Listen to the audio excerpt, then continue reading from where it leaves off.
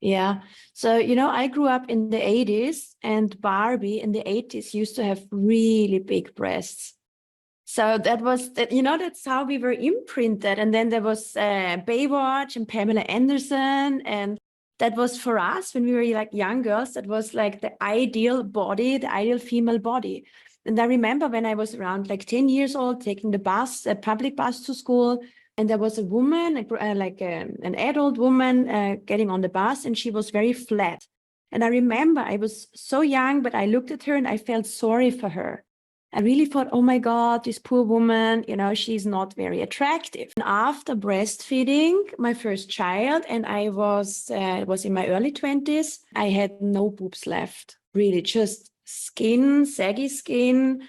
And when I was lying on the side, it was just hanging, and there was just a little nipple on saggy skin. It was so depressing that I sometimes would just start to cry when I looked at my breasts, and I was in my early 20s. All I knew is that I was totally unhappy with how my breasts looked like. It was like really when my child was a little bit older, and then I wanted to go to the pool, and I just looked at everybody else's breasts, and like everybody had nicer breasts than me. And then, I was just, I don't know. I think I was pretty much obsessed actually with my size. But like when you have something like that become an obsession. It was such a, and it was so important to me because like, I was such a big fan of Pamela Anderson. So at that point, I guess that starts the journey to getting implants.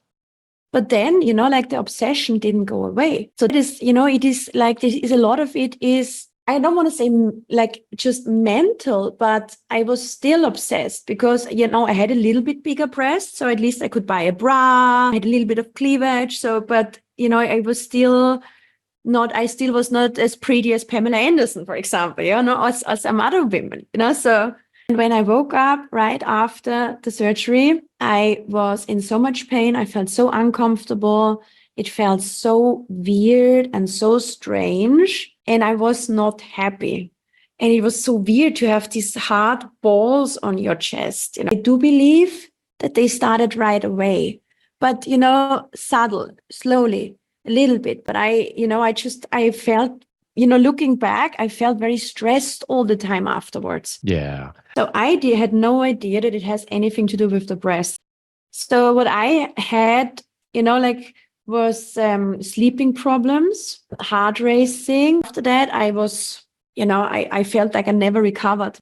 I was constantly tired and exhausted. I couldn't sleep at night.